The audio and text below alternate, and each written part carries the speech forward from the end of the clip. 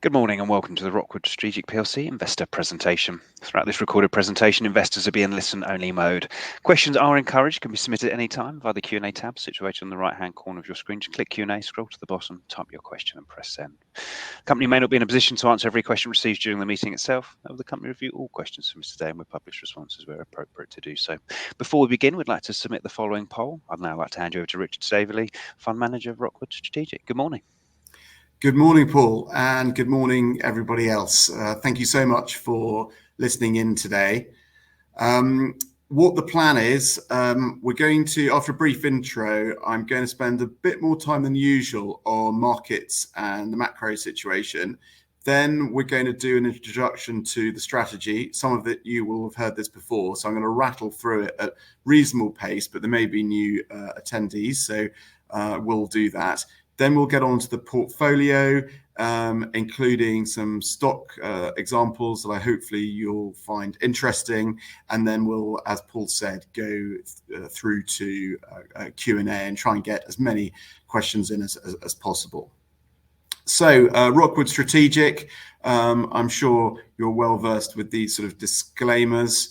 But with regards to the introduction, what are we trying to do? Well, we're a small specialist UK small companies investment trust listed on the premium segment of the London Stock Exchange. We're trying to compound wealth long term for shareholders, and we are shareholders ourselves. We're using specialist experience. I've managed UK small company funds for over 20 years after I trained as a chartered accountant. And we're now applying a differentiated strategy. It's proven, and we're putting it to work in a very inefficient part of the stock market in these very small microcap type companies. At Harwood, which was set up by Christopher Mills in 2011, we have an amazing network of contacts both around the city and broader industry.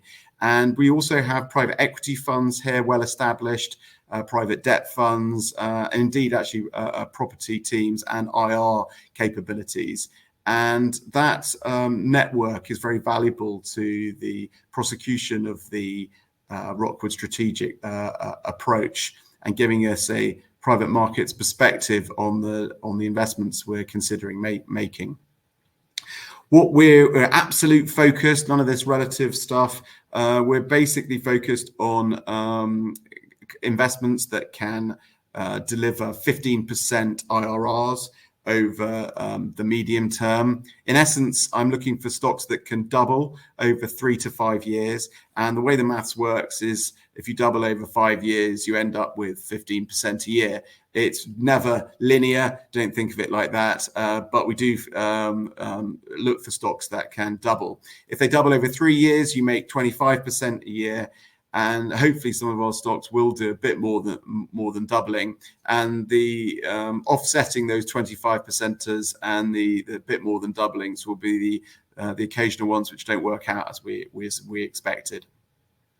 I am 100% focused on this fund. It's the only fund I run and completely aligned. So Christopher Mills and myself have acquired 28.6% of Rockwood Strategic. And we also have an absolute hurdled performance fee, meaning that we truly have what we call skin in the game. Very pleased to show the performance over the medium term here. You'll see we've had a good year to date. NAV's up 7%.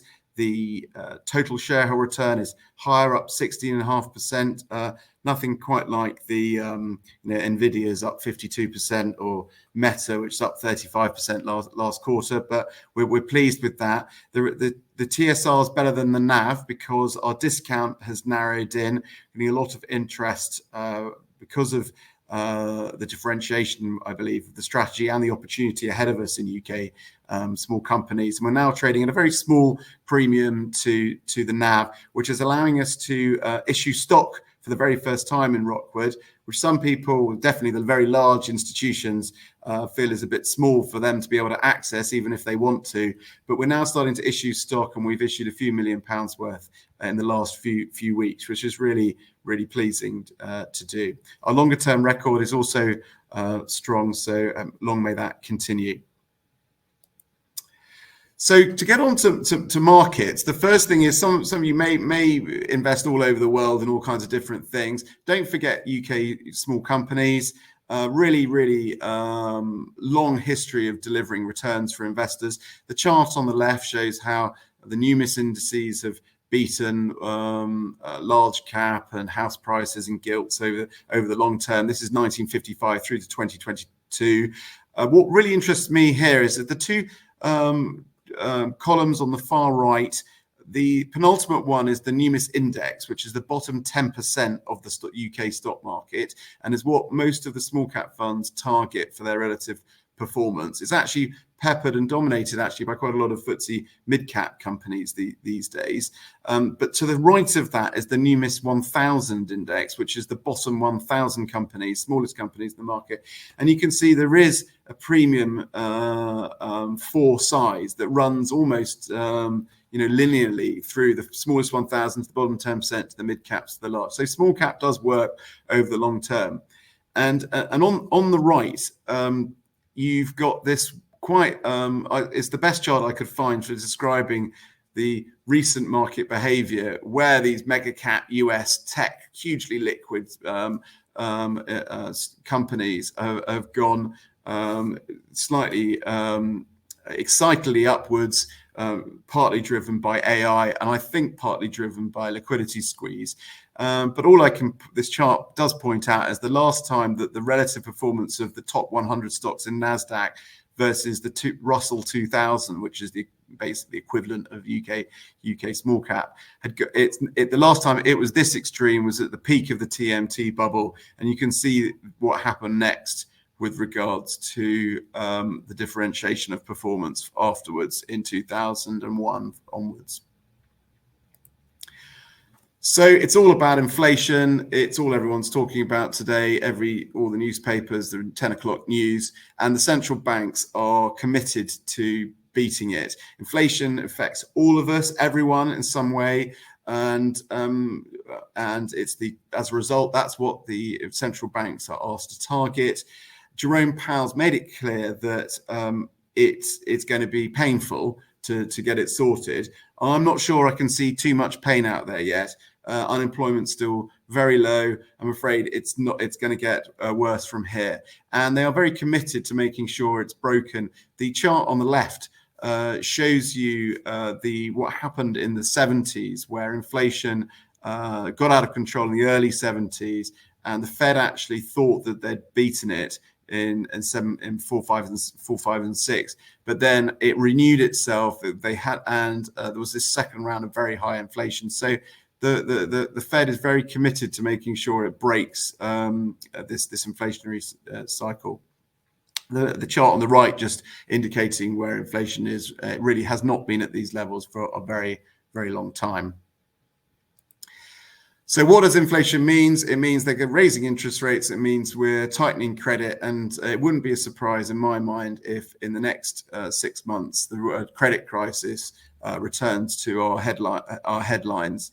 The chart on the left, really interesting. What this shows is that in every previous inflationary episode, inflation only started coming down when spot real Fed rates were positive, i.e. the Fed rate was above spot inflation. So for those considering where inflation is now, where interest rates are now, if inflation doesn't start coming down further, we should continue to expect further interest rate rises to get that real rate positive. And the far right chart shows that sadly these tightening episodes basically always end up in either recession or some form of financial crisis. So the lead indicators agree. The one on the left here shows the Eurozone credit impulse, and the blue line showing that the financial conditions, according to Capital Economics at least, are essentially as bad as they were during the GFC or the old pigs crisis, when Portugal, Italy, Greece got them, and Spain got themselves into trouble. So there is seriously difficult financial conditions already out there. The ISM, Institute for Supply and Manufacturing in the States, very good lead indicator too. It's come back. We've had another reading the last few days. It actually was weaker than expected at 46, so below expansionary. But again, not quite at trough levels, so that I suspect that could drop further. And little picture of Mr. Cruz there, which with the old signaling the inverted yield curve, which historically has been a very good indicator the recession is coming. Not very good on exact timing, but when it's inverted, it typically does turn up in time. This all sounds very depressing, but the point I would make here is that we're now nearly at the most extreme points, both for, say, credit conditions, for ISM. The recession isn't upon us yet, but the best time for investing is often as that recession hits, which is imminent now. I might skip over this chart, but if some of you read The Economist, I did find it. I went through it. The little red dots on my own, you won't be able to see it. I suspect it's probably too small. But if you look at where the UK does rank on a range of measures, whether it be GDP, consumer prices, current account balance, or the budget balance, we really are performing really quite poorly now.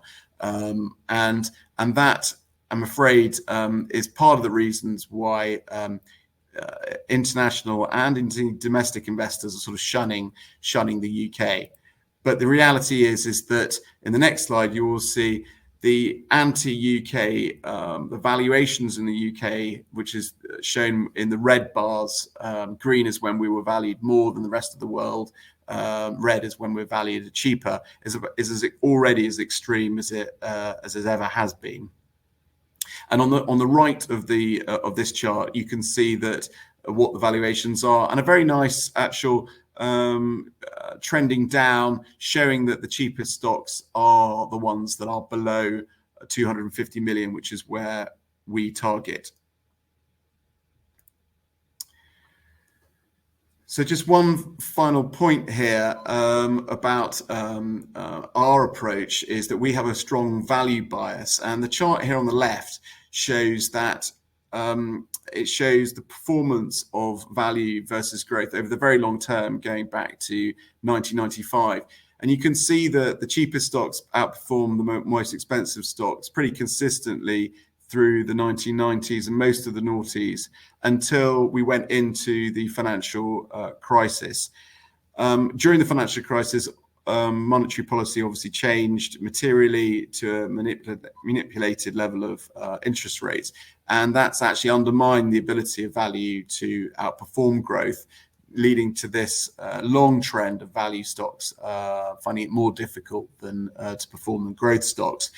But since that has reversed itself with the change in the interest rate cycle, you can see at the bottom right-hand part of that chart that there is a trend starting to establish itself that value is starting to work better. It hasn't particularly this year, because value always struggles as you go into a recession, but it troughs at the point of recession and performs very strongly coming out of a recession.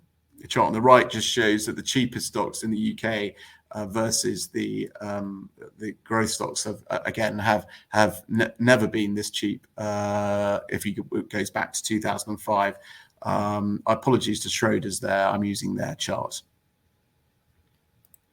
Finally, on macro markets, these two charts. The one on the left shows what is commonly termed dry powder, which is all the information that's, all the cash that the private equity industry has built up. You see up there at 3.7 trillion. That is waiting on the sidelines and needs to be deployed and needs to make money. And we think a significant proportion of that is going to end up in the UK stock market one way or another, in buyouts of UK businesses. And the final chart, which links to where I think we are in this cycle, shows, this is produced by Bain & Co. And this shows the different returns based on vintage of the private equity industry as a whole. And what it shows quite clearly is that the year that the recession hits, the returns start driving up. So 2001, you can see that the median return for the vintage of 2001 was 25% IRRs, with the red line being the best in class for returns, and then we're accelerating out. And equally, if you go back to the recession, if you remember, was 2009, the last big one, and again the returns strong from there, having been difficult before. So we're moving into a period where the deployment of capital is going to generate a significant medium-term returns, and that's the mindset that we have with Rockwood right now. So Rockwood, what are we trying to do? We're targeting this very small part of the UK stock market. Stocks under 250 million. It's full of loads of under-researched businesses, companies that have fallen out of favor, gone wrong temporarily, maturing family businesses that need a sort of re-energization. We are differentiated than a lot, in fact, the vast majority of the competition or professional investors looking in this space, in that we have a value and recovery mindset rather than one that is focused on finding growth stocks or multi-bagger growth stocks. We have a very concentrated portfolio. We currently have 20 holdings, and the top 10 holdings make up just under 2/3 of the capital invested. And that concentration allows us to focus our attentions much more than a much more diversified portfolio manager is able to do. That allows us to do significantly more due diligence when looking at potential investments, but also ongoing due diligence can be at a much higher level of interaction with our companies. We also have an engaged approach. It's not activism with a big A. It is a British approach to engagement. It's constructive, and we work with all stakeholders to try and generate returns in the companies we invest in, and it is a long-term capital vehicle. What we look for are proven businesses. That means businesses that have actually historically generated cash, have proven business models which have been proven to be effective, and often identifiable assets, hard assets, as in a classic value sense. We do have this value investor mindset, so which means that we're very free cash flow focused, and where free cash flow may be going for each business we invest in. We try and identify the catalyst for change that will help our companies realize, unlock, or create shareholder value. And what we do is we establish the mean reversion potential in each of the businesses we look to invest in. What that means is we look, if a company used to make, say, 10% margins for many years, company like TriFast that we recently invested in, proven business that's often generated cash for many, many years, but now has had its margins erode. We're looking to understand what the mean reversion potential of that profitability could be over the next 3 to 5 years. We will then, once we've identified the catalysts that need to help that mean reversion happen, we'll then engage with all the stakeholders, those stakeholders being the current management team, the board, typically other shareholders, advisors to the company, and help to work on what's needed to de-risk the business and help it on its way. And at the outset, we also work and heavily on working out what the exit thesis will be.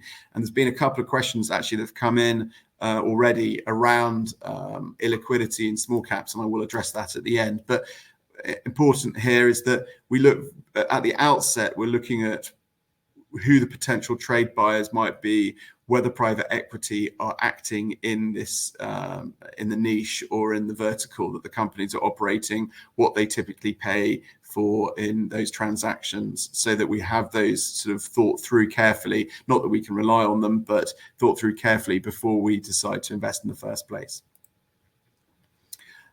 I'm going to do this super quick because I've spent a bit more time on that previous slide than I intended to. But we think this style of investing naturally lies over what happens in the real world. So good businesses make strategic errors, they make poor M&A, management gets complacent, tired, or just becomes ineffective, leading itself to poor operational execution.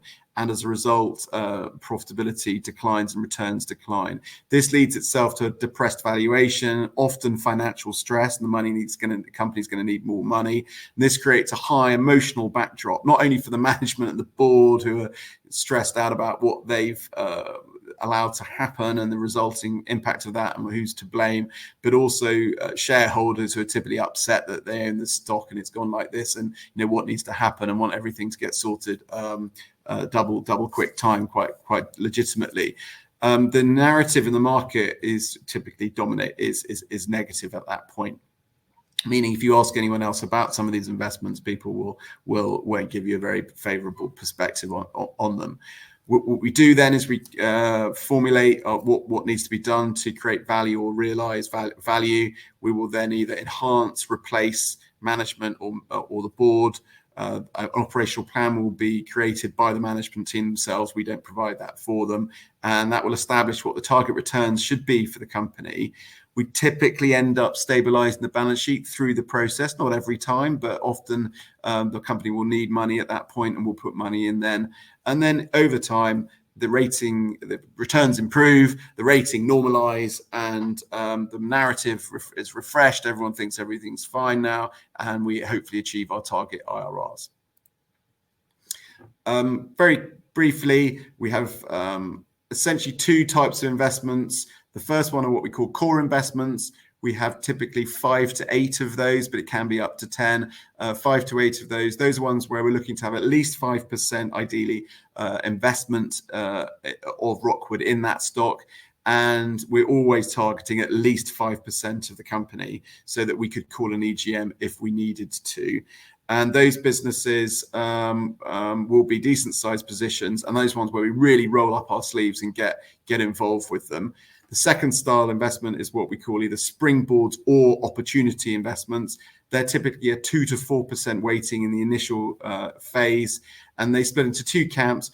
Ones are the springboards, which are ones where the opportunity to become a core holding hasn't quite got there yet, either because the financing requirement hasn't come upon us, but we know we want to be on the register in advance of that, or we feel that we will make money, but the risk profile isn't such we want to go to core fully yet, or we want to get to know the company a bit better before we decide we want to go to core. Or opportunities which have all the characteristics I've described previously, i.e. depressed returns, depressed valuation, depressed narrative, where change is happening, but where we don't need to get involved and where we can just back a recovery situation. Those are typically higher market caps within our up to 250 million market cap limit, and where there's a bit more liquidity, and we want to just sweat the capital in Rockwood Strategic well.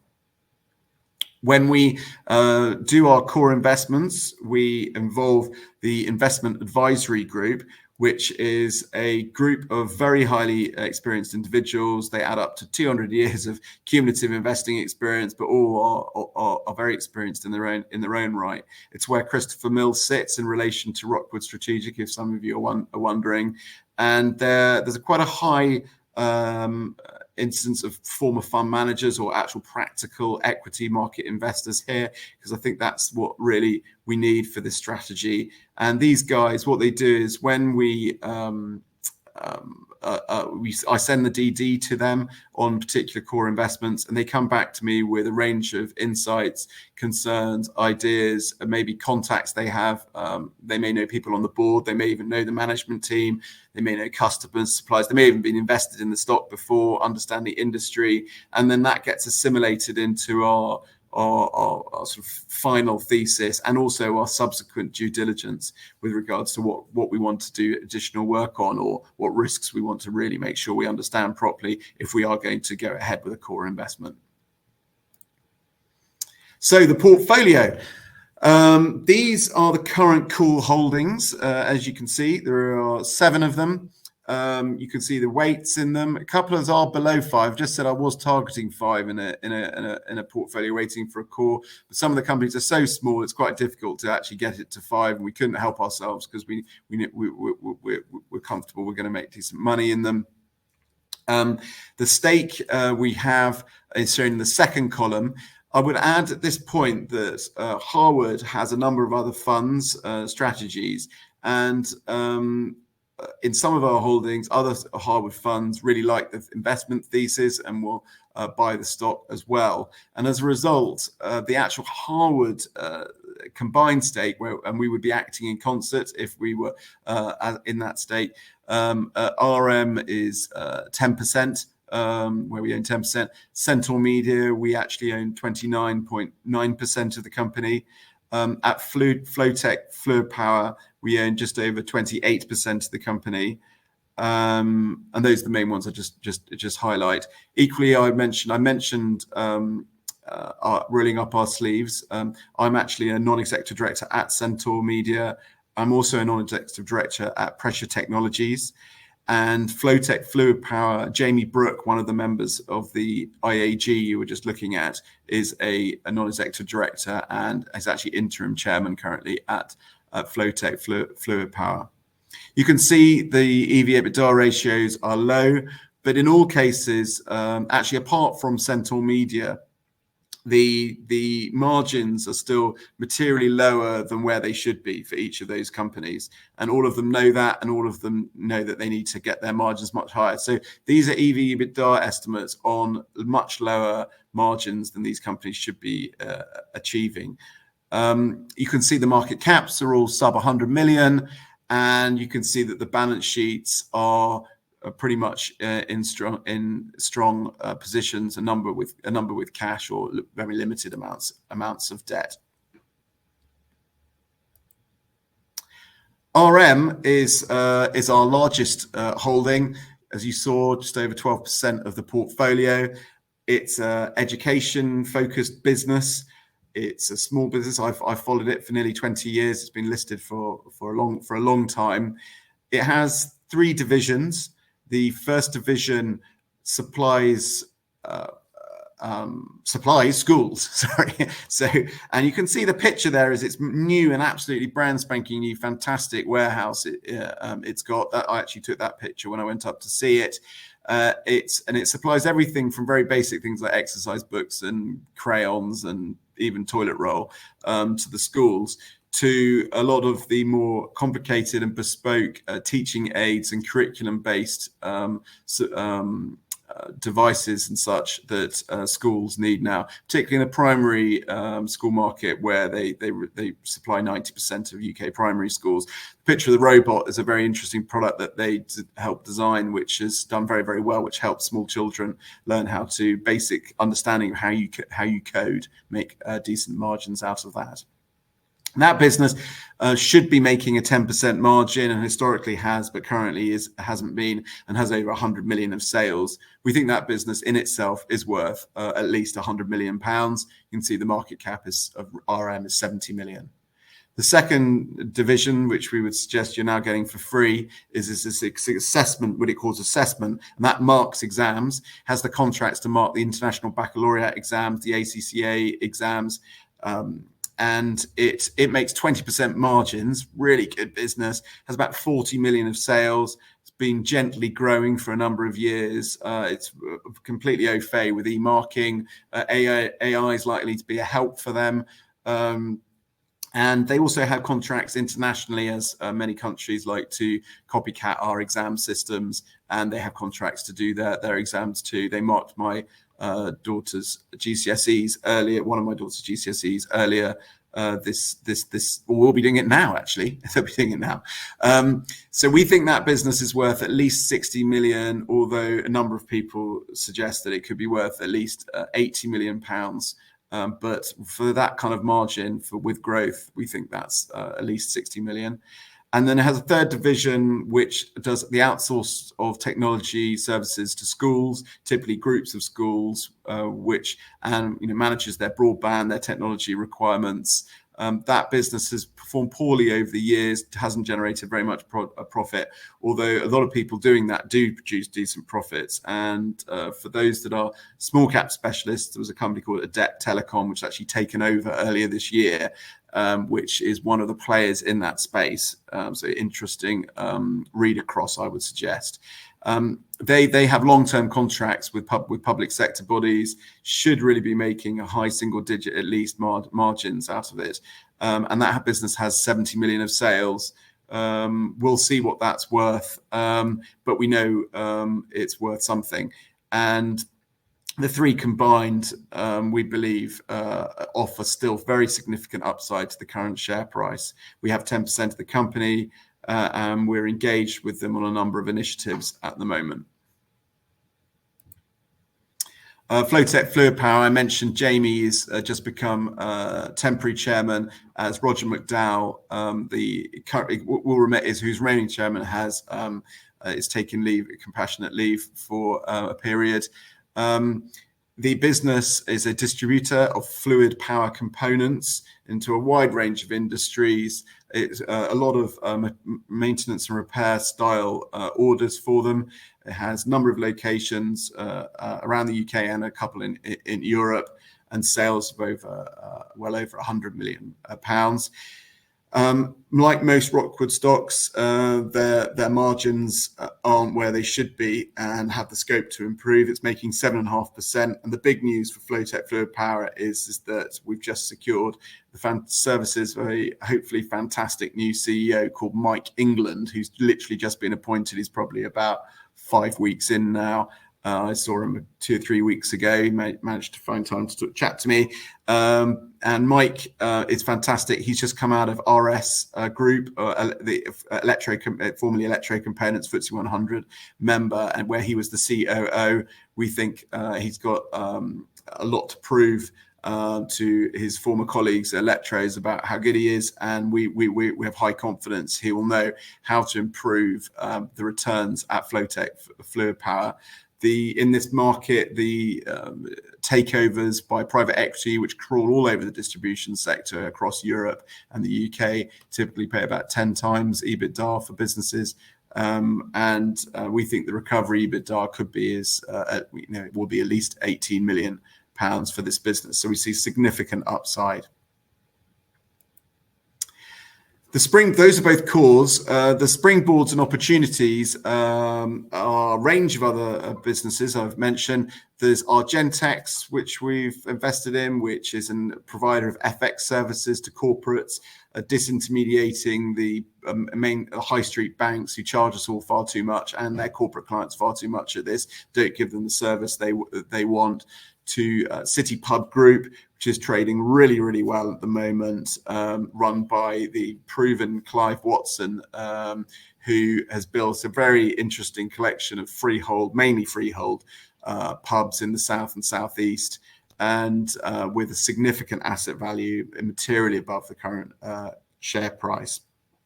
I mentioned TriFast earlier, which is a fasteners and nuts business, and one of our more recent acquisitions is a stock called Hostmore, which owns the TGI Fridays brand, which has historically been a very significant cash generative brand, very well known to all of you, and offers a very material recovery opportunity where there's a new chairman and new CEO, and we're quite excited about the longer term potential, notwithstanding the fact that it's a very difficult environment for casual dining out there.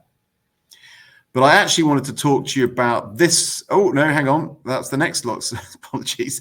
I'll come on to a very exciting new stock I've just purchased for Rockwood. But here are just some of the valuations of some of those springboard opportunities stocks. I mentioned some of them already. On the left, though, is again from Bain & Co. They've analysed all the private equity buyouts back from 2010 to 2022, and they've segmented it by size. And you can see that you end up getting a higher multiple if you're a bigger company, as is the case with the stock market. And you can see though that the bottom end, the eight-ish times EBITDA multiples, and then it creeps up. So I guess the trick for us is to pick the sub hundreders and make them into 100 to 250ers, and then and then hopefully they get taken out on that kind of a multiple. But you can also see that the EV/EBITDA multiples of our stocks are materially lower than 8. And again, for all of these companies, whether it be MC Saatchi, who's targeting 17 to 18% operating margins over the next 3 years, relative to its current 12.5, or Trifast, which is at 5, that should be at 10, or onthemarket.com, which is actually profitability should over the next few years materially expand, as they're now covering all their fixed costs comfortably. We think that there's a lot of upside in these companies. So here it is. It's called Filtronic. I've only got a few minutes left, so I'm nearly finished. But I wanted to talk to you about this stock, where we've bought roughly 5% of the companies to date. It's very small, 28 million market cap. It's actually a world leader hiding in the bottom of the stock market in the world of radio frequency, which is a technology that's been around for a long time. It's basically the conversion of analog to digital signals is what their applications help achieve. The business has had a long history. It went a bit nuts in the TMT bubble. They bought a semiconductor foundry of all things, which they then had to sell. And it's ended up with this relatively niche business in recent years, which supplies their products, their hardware products, into a range of industries. But 3 in particular that are relevant: the telecommunications industry, where in places like India, it's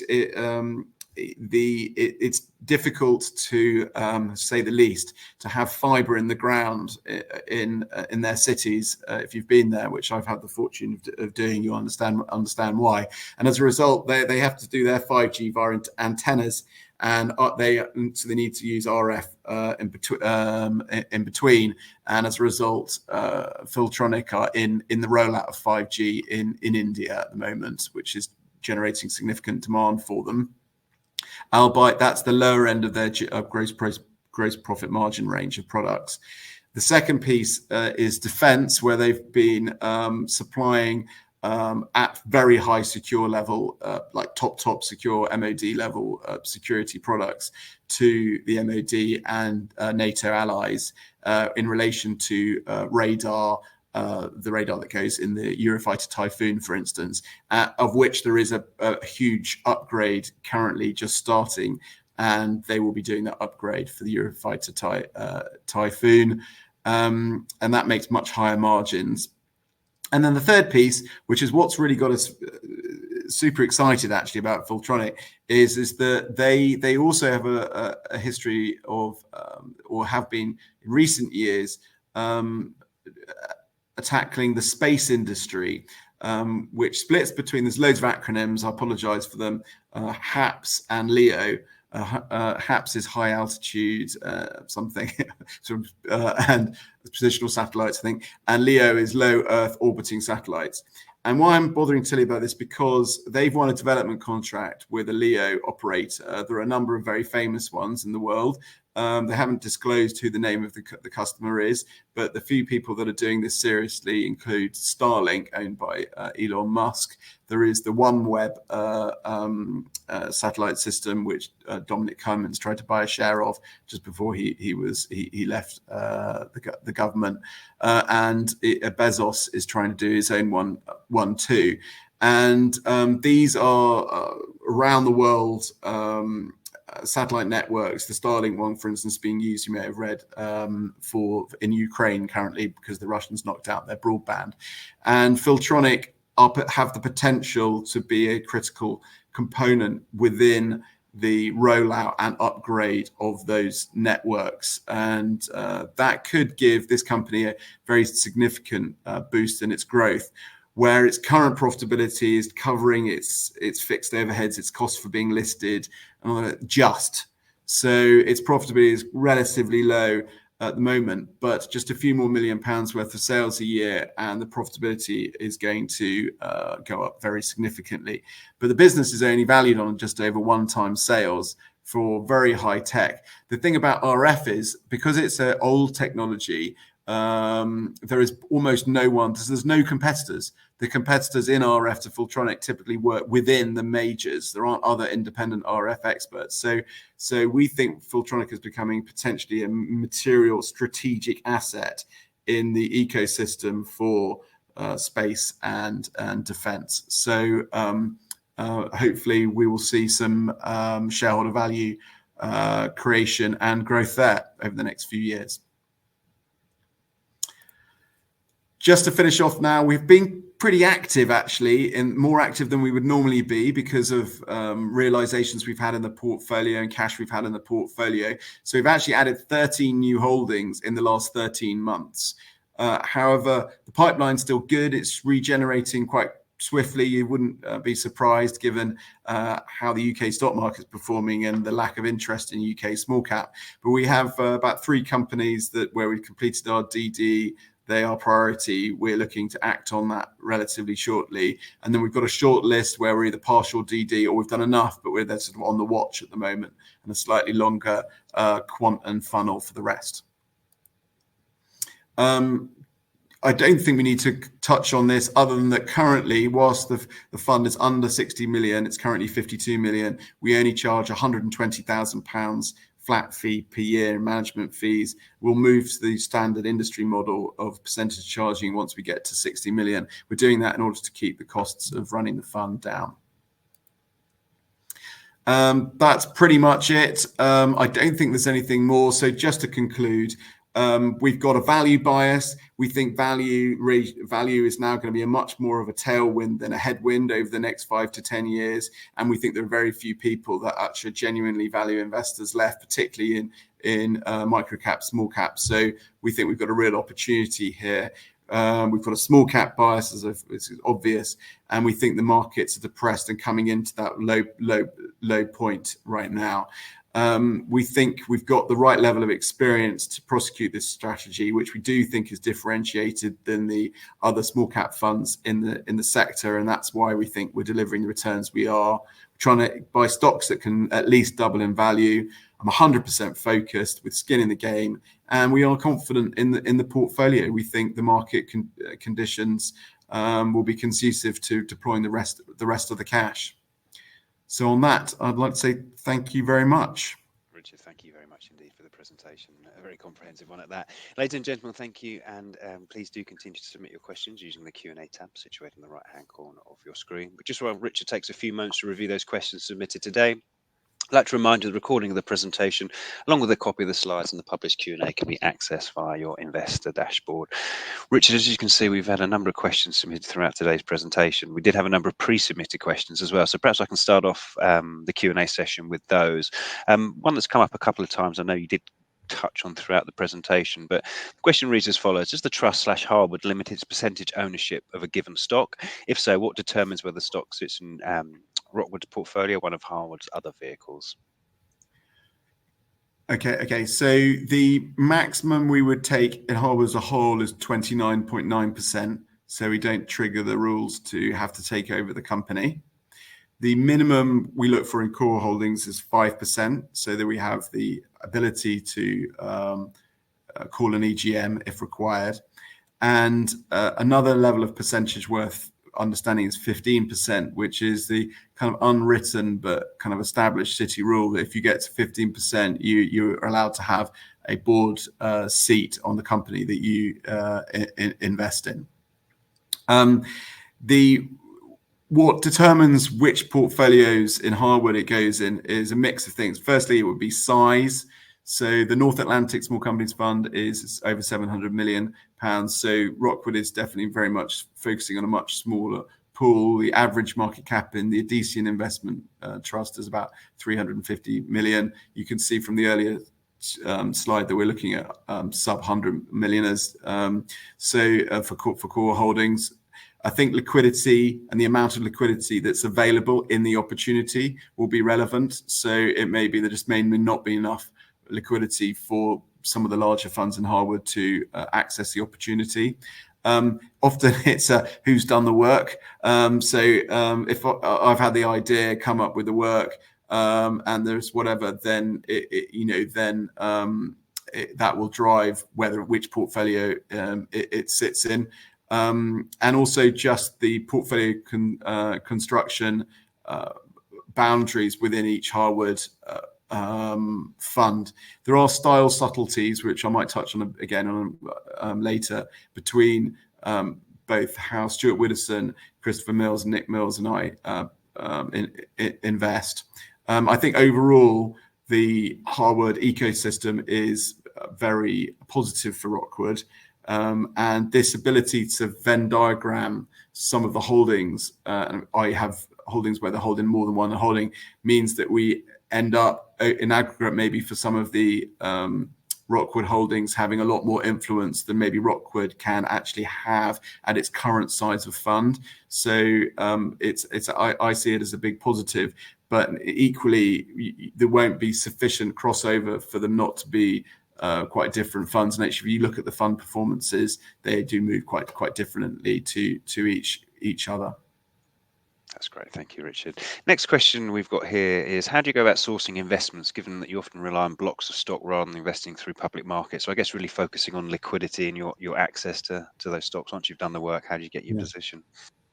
Well, first, the funnel is, we actually have a quant which has no idea whether there's any stock available or not, but we have a quant screening system which I've developed over a very long period for identifying recovery situations. And then we will, once we've established that and done enough due diligence to see whether it's worthwhile, we'll then actually investigate, typically via the market or via our network, via advisors. Stavros Jones, our dealer of over 25 years, is regarded as one of the best dealers in the city and is very good at finding lines of stock. But we'll find out quite quickly whether we think there's, from again looking at filings and the rest, what's happening in particular shareholders' funds. Some are getting redemptions, maybe interested in selling, that sort of thing, where there might be blocks. Equally, quite a lot of our holdings we can identify will need a financing situation, so we know this liquidity is going to come to us via helping refinance, the provision of capital in a secondary raise. That's great. Thank you, Richard. I think you've covered this one off, but I'll just read it anyway. But how closely do you work with other Harwood capital trusts? Is there anything other than Rockwood's microcap focus that differentiated? I think we covered that off in the earlier question there. So I'll move. Actually, Paul, just there is something else just on that. I think the key thing is there isn't any formal. There's no formal cross. They are three separate trusts, so it's very much an informal Stratton Street Harwood Capital, because we all work here type thing, rather than any formal relationship between the different trusts. I'd also add, just at the very high level, just think, so Oryx has over 40 holdings. We've got 20. North Atlantic has a significant proportion in private investments. We have 0 currently, and there are, and I think we've mentioned, as you rightly said, we've mentioned there are subtle style differences as well. That's great, thank you. Next one here, smooth PLC takeover approach deadline's been extended a number of times. Can you share what involvement you've had in the takeover approach to ensure a fair value sale? And I appreciate, obviously, you can only say what you can say under the yeah. That's quite a hard one. It's currently on our stop list, and so we don't want anyone to get in any trouble, and definitely not me. So it's currently on a stop list, and I think so discussions are clearly ongoing. I think with regards to smooth, and I think your question referred to fair value. I think in these situations, what we're looking for is the best outcome for shareholders, and fair value. There will be a range of what people think fair value is. There's always someone upset at the end of a process like this. So we're looking. We would want to see the best outcome. We're not the largest shareholder in Smooth, so this question should probably be directed more to Kestrel, who are the largest shareholders. But whilst on the basis that PEXA may be actually watching this call, I'm not going to say any more than that at this point. Thank you for taking that. Next question we here. Do you have an exit plan for Titan? Given the majority family-controlled shareholdings, does that not rule out takeover as one possible route to exit? And with the illiquidity of the shares, does that not rule out exiting in the market? Is there another option? Okay. Right. Okay. So there's a little bit, and that's not quite right. Whoever's asked that, they're not quite. The facts aren't quite right there. So the family do not have majority control of Titan. Number one. Our understanding is at peak, they had 36% of Titan, and that was dispersed across a number of parts of the family and a number of individuals. If you look at the RNSs in recent weeks, you'll see that there's been a range of changes in some of the family holdings. So that 36% has now come down quite a bit, and one shouldn't assume the families all act in unison on all occasions, as we all know from our own families. I think even if they did have a majority control with regards to being taken over, I'm not sure that rules that out. Titan has been struggling in recent years. It has the ongoing costs of being a PLC. It could easily benefit from being part of a bigger player in its industry, where maybe that larger player could maybe support them better and invest in the Titan business better, maybe even create some decent revenue synergies for them, and indeed it may be a lower risk investment if they took stock, for instance, in a takeover situation, than they have just purely being invested in Titan. I think that we do have a plan, as you asked. We do have a plan. In fact, we've got a plan A, a plan B, and a plan C. I'm not going to share that with you today because we haven't put them into plan yet. But we do have an A, B, and C. But anyone looking at the Titan situation will know that there is change. It's clearly required, and they can also see that the shares are undervalued at the current point.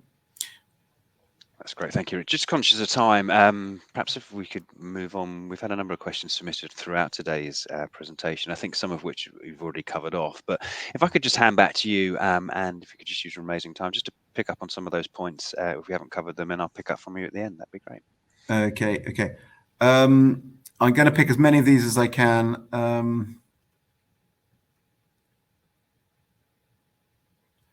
I think I've done that. Sorry, I'm just reading these. What's your view on the house builders? You hold Galliford Try. What is the thesis? What do you think of the sector as a whole? It has been selling off hard. So Galliford Try doesn't do any house building. It's now purely construction. It's actually 90% exposed to public regulated markets like water, like grid investment, like schools and hospitals and roads. And as a result, we think it's going to be very, very resilient in the next few years. It's got a massive order book, 3.5 billion. It's very undervalued, has spot cash more than the current market cap of the company. Its average cash is less because it has working capital flows that are quite significant through the year, but it also owns 49 million pounds worth of PFI investments. So we think there's basically no valuation downside. That's what I call a margin of safety. Our thesis is that the margin continues to improve. The current management team have been improving the margin, and that will allow increasingly significant more returns, which they already have just recently announced to shareholders in the forms of special dividends and buybacks and further dividends. I also think, amazingly, for a company this size, it'll do 1.3 billion of sales this year. Actually, in the construction industry, that's still quite small, potentially quite subscale. So it's possible they get involved in industry consolidation. Does Rockwood still own M&C Saatchi, and if so, to what extent? Yes, we still own M&C Saatchi. It's currently, just get the exact number. Yeah, it's currently about 6.5% of the portfolio. I actually met the new chair earlier this week, or late last week, Zilla, who built up Future. The business is very undervalued. It's on an EV/EBITDA of just over 4 times. It has net cash. And although its advertising part of the business is got some cyclicality to it, we think there's loads of self-help, and our price target for MC Saatchi is at least £3.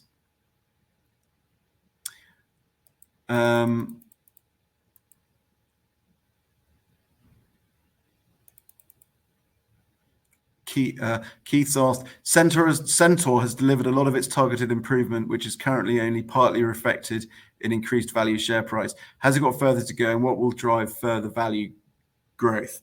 So the business has done an amazing job. The management team have done an excellent turnaround there from the business, almost loss-making through to making well, their expected the market expectations for margins this year would be 23%.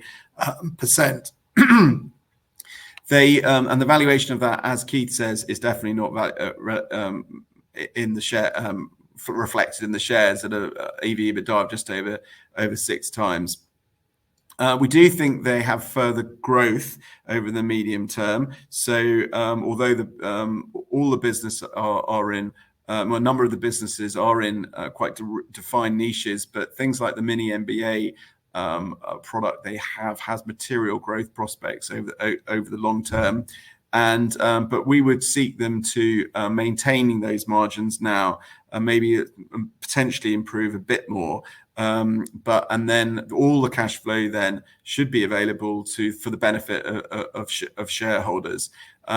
We were actively requesting further returns to shareholders, and you will see there have been special dividends at the start of this year, 2 already this year. Well, cash should, if they meet market experience, continue to build up, which would mean that they, in the absence of highly accretive bolt-ons, they would also come back to shareholders. So the return will be a TSR based one from here, unless other players recognise the undervaluation of the business and try and do something about it.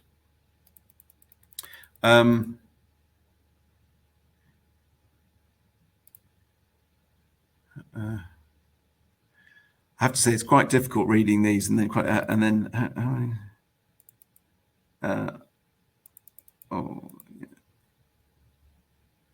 how significant are the threats, opportunities posed by possible liquidity events from open-ended funds that are fellow shareholders? Yeah, okay. So I think that's a really interesting question from Richard F. I think that the open-ended small cap market definitely has some difficulties in a market conditions like this, where the redemptions are making them forced sellers. This can and does lead to opportunities for us, as we know that the fund manager themselves doesn't really want to sell the stock, but is basically being forced to. And we know, maybe if we know the stock and we're invested, we might use that to take more. If we can't take any more in it, we'll just have to accept that temporarily you've got a supply demand scenario, and we would flip back to the reality, which is we're taking 3 to 5 year views, and once that's cleared out, we would move on. We can put more capital to deploy if other Harvard funds maybe wanted to invest in it. But we would value typically right size after those. I think so. Hopefully that answers that question. At present, Barry is asking, at present you have about 20 holdings. You are now issuing new equity. Do you have a limit on the number of holdings that you're prepared to invest in? Yes. So we've said that we'll have about 10 to 20 springboard or opportunity stocks and up to 10 core stocks, which means 30 would be the top end.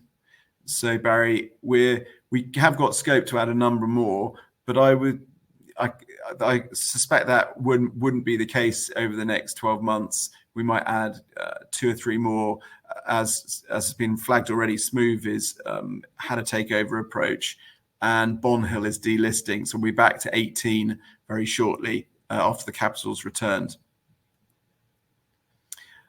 Someone's asking about Richard's on fire. He's also asking about in Filtronic there are some large individual shareholders. No, they're not family. One of them is David Newlands, who formerly ran the British the small cap part of the British Steel Pension Fund and is a very accomplished private investor. One of them is the father of Henry Dixon, who runs the GLG Undervalued Opportunities Fund. So there's some quite interesting people on the register at Filtronic. I would add just on another piece this winter, we really like the new chair there, who is very, very impressive chairman of the business. We're nearly out of time, aren't we, Paul? I'm just seeing if there's one. We are indeed up to time, just sort of scanning through those. Yeah. I think you have covered off most of those points in the previous question. Of course, you can review these post-event anyway.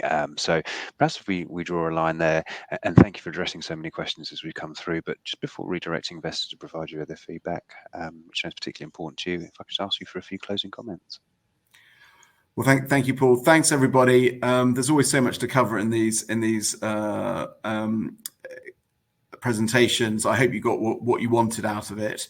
I think what I want to leave you with is that if you look at the performance record of Rockwood, we've been delivering returns with all sorts of things going on in the rest of the world, whether they be COVID pandemics or a range of other issues, and it really is mainly noise. It may affect the timing of when some of our companies eventually get taken over, or the pace at which turnarounds occur, or exactly how strategy evolves. But the reality is that these are just very small companies that very few people are looking at, where we see deep undervaluation, and we expect that valuation to be recognized by trade buyers or private equity buyers if it's not recognized by the stock market over a medium-term time frame. And then we're taking a big enough stake to make sure that we are helping drive that process, and people aren't just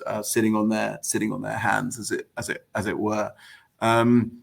We do think we're differentiated, and we'd like to continue to grow, so which would be in the benefit of all shareholders. So hopefully some of you will join the register as time goes by. So thank you all for your attention and today. That's fantastic, Richard. Thank you indeed for updating investors today.